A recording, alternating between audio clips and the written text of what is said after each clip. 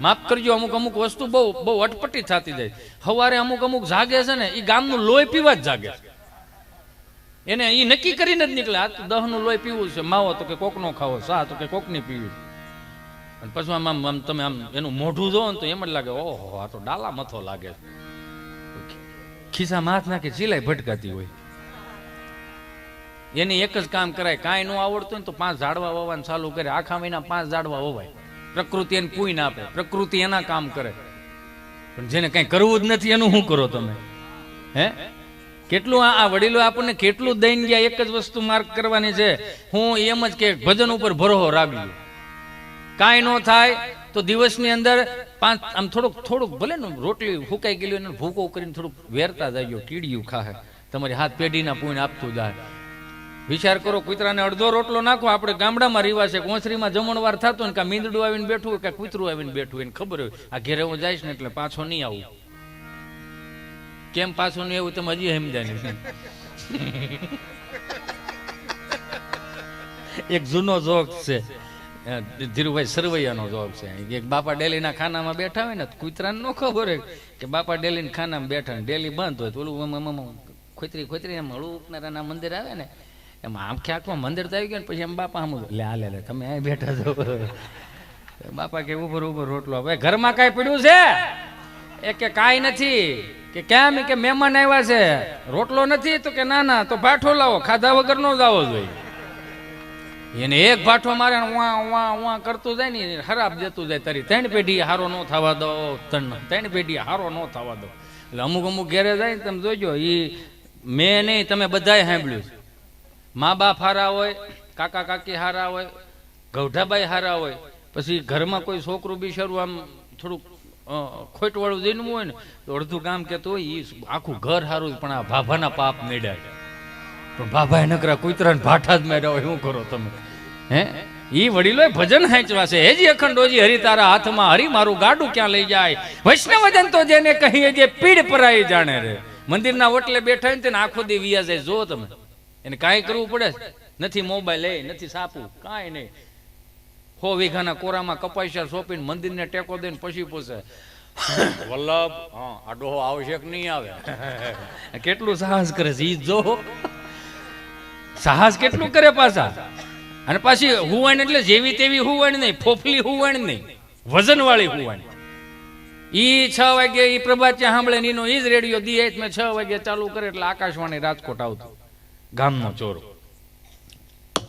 નમસ્કાર, આકાશવાણી પ્રસ્તુત કરે છે ગામનો ચોરો. અમરેલીથી પધારેલા અર્જુન દાદા અને મહેસાણાથી પધારેલા મંજી દાદા જેઓ આપણને બટેટાની ખેતી વિશે સમજાવશે. તો અમરેલીથી પધારેલા અર્જુન દાદા અમારા ખેડૂત મિત્રોને જણાવશો કે આપણે બટેટાની ખેતી કઈ રીતે થાય અને કઈ રીતે આપણે એને ઉપજ લઈ શકીએ. મારા 75 વર્ષ થઈ ગયા. મારે 4 છોકરા 3 દીકરીઓ. 3 તાલુકામાં અલગ અલગ ગામડામાં દીકરીઓને વરાવી, છોકરાઓને વરાવ્યા. અમારા વેવાય પહેલા ને 50 વીઘાનું 100 વીઘા જમીન. બાપા આપણે બટેટાની ખેતી વિશે સમજાવવાનું છે. તમારા દીકરા દીકરીઓને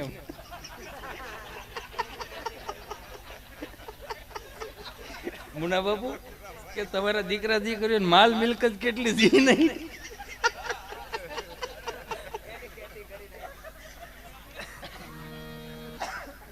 કે મારો 75 વર્ષ છે, અમારા વેવાય વેલા બહુ દાદા 100 વીઘા જમીન, પણ મને નથી સાંભળતું કે એને બટેટા વાવ્યા હોય.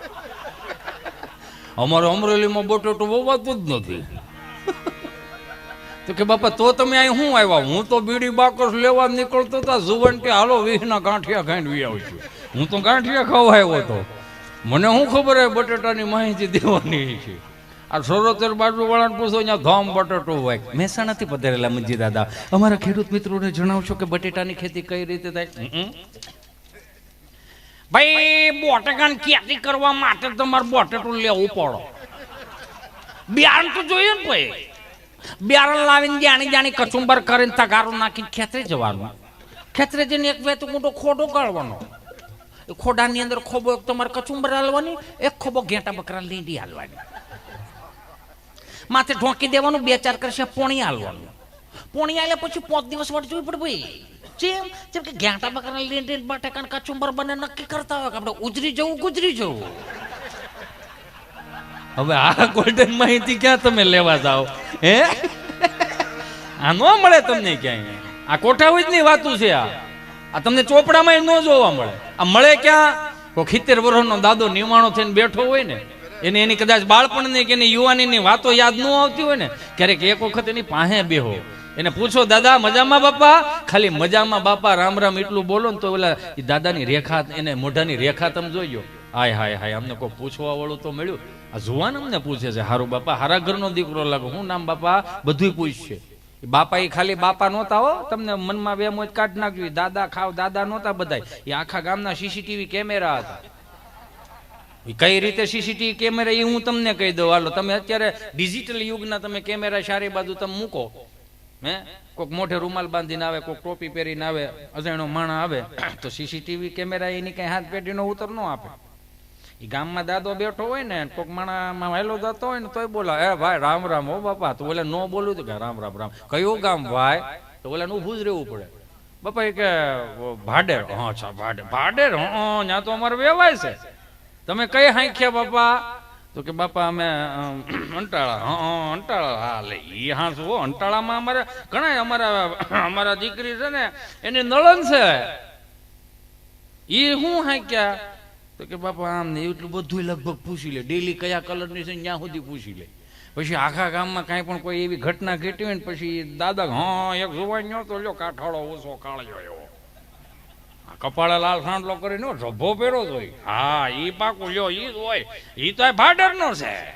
સીધા ઓલા ઘેરે પૂગે. હાલ ઈ જ હતો. આ ઠેઠ સુધી પૂગી જાય. બોલો, આ કહેવાનો મારો ભાવ એ ખાલી સીસીટીવી કેમેરા નહોતા, એ આખી જાણકાર વાળા હતા. મને બીજું એક વસ્તુ કહેવાનું મન થાય સાહેબ. આ ગૂગલ ને આપણે બધા યુઝ કરીએ છીએ. હું જો કે આ મોહમાયામાં ફસાઈ ગયો આમાં. હાલો, પણ આ ગૂગલમાં તમે ક્યારેક એક વખત પૂછજો, કોઈક વડીલ પાસે બેહો ને તો તમને હાથ પેઢીના ઉત્તર મળશે કે ફલાણા દાદા આવા હતા, ફલાણા બાપા આવા હતા, કે એનું ભજન મોટું, કે એને આ કામ કર્યા, એને ઓલા કામ કર્યા, એને અવેડા બંધાવ્યા, એને સબૂતરો બંધાવ્યો, કંઈક ને કંઈક વ્યાખ્યાઓ નીકળશે. આ ગૂગલને પૂછજો જી, હાલો ગૂગલ મારી હાથ પેઢીનો ઉત્તર આપશે? નહીં આપે. શું કામ? ગૂગલ પાસે માહિતી નથી. એ માહિતી છે આપણા બારોટો પાસે. આપણા બારોટને આપણે બધું 100 રૂપિયા, 50 રૂપિયા, 20 રૂપિયા આખા વરહના દેવા પડતા હતા. એ આપણને ભારે પડ્યા ભાઈ. આ હાથ પેઢીનો હું વિસ્તાર આખો વિયો દા, આંબો વિયો દા. બારોટોને હાચવજો. અને કરા 4 પેઢી આપણે ઉત્તર શું દેવું, હું કેવું કે ને અમારી પાસે આ હતું, હારો માણા છે વિયો જાય. હાલો, પછી બીજા તમારે દાંત વાળા વાજ ઉભા છે. બાપો જાય એટલી જ વાર છે, સાહ સીધા જ કરવાના. કરવું તો કાંઈ નથી. આ કોઈ મારી વરાળ નથી. કેમ કે અત્યારે દેખાય છે આ બધું, તમને નથી લાગતું? દાદો 5 વાગ્યામાં જાગી જાય, શિરામણ કરીને ગાડું જોડીને વાડીએ વિયો જાય, અને બપોરના 12 વાગ્યે ભાત દી આવવાનું. વળી પાસે બાપો ભાત ખાઈ લે, ભાત ખાઈને 1 કલાક આરામ કરે, પછેડી પાથરીને ઢેફાનું ઓછું કરીને હુઈ જાય.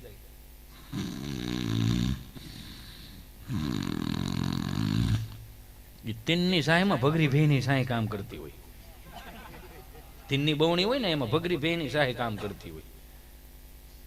2 વાગે જાગી જાય, ચા પીને 6 વાગ્યા સુધી કામનો ઢવડો કરે. એ બાપુજીએ કે દાદાએ કોઈ દી કીધું? આપણે પૂછીએ ને બાપુજી કેટલી ગાડી ખાતર નાખે? 40 ગાડર. એ 40 ગાડી ખાતર નાખી દે એ બપોર સુધીમાં.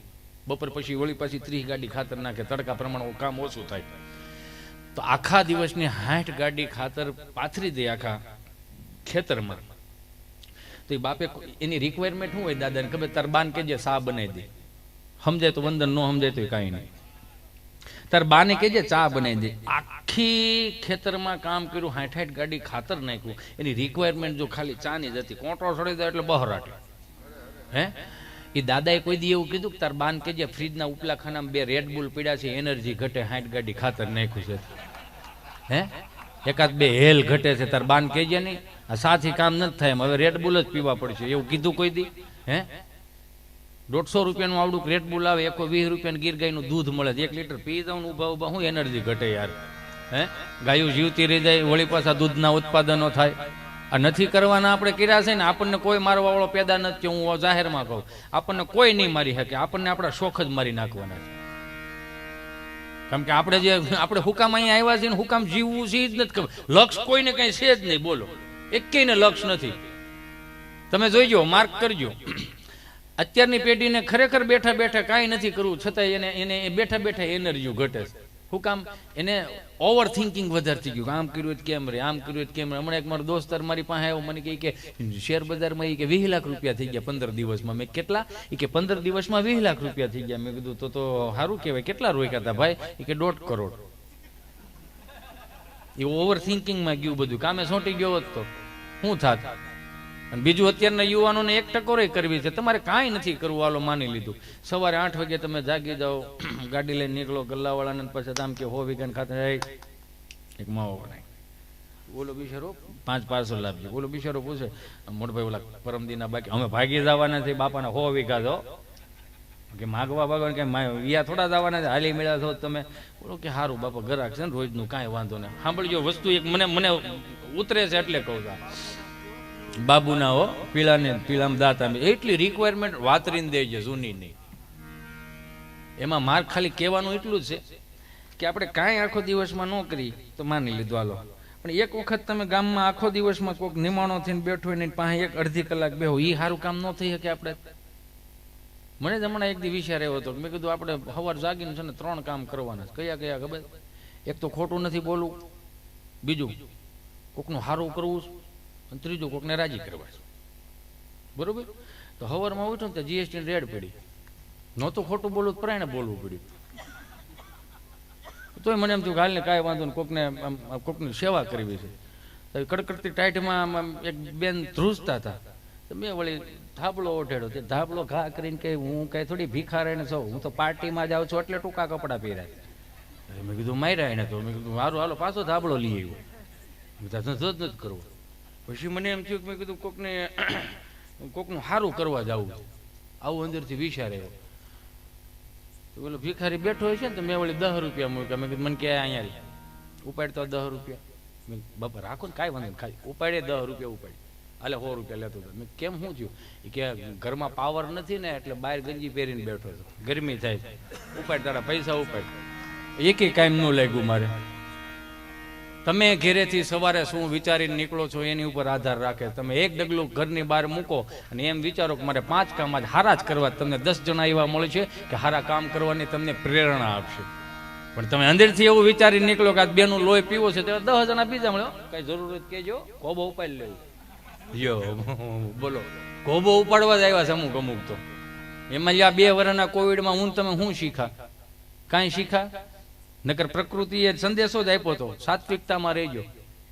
5000ની કપડાની જોડ પહેરતા હતા, બ્રાન્ડેડ કપડા પહેરતા હતા, બ્રાન્ડેડ બૂટ પહેરતા હતા, 2500 ના 3000ના સ્પ્રે વાપરતા હતા. માતાઓ બહેનો બ્યુટી પાર્લરમાં 8-8 હજારના વાળ સીધા કરાવતી હતી. બધું બ્રાન્ડેડ વાપરતા હતા. 2 વર્ષના કોવિડમાં ક્યાંય બ્રાન્ડેડ પણ કાંઈ લાગ્યું? 500 રૂપિયાની બરમુડામાં 2 વર્ષ કાઢી નાખ્યા. હે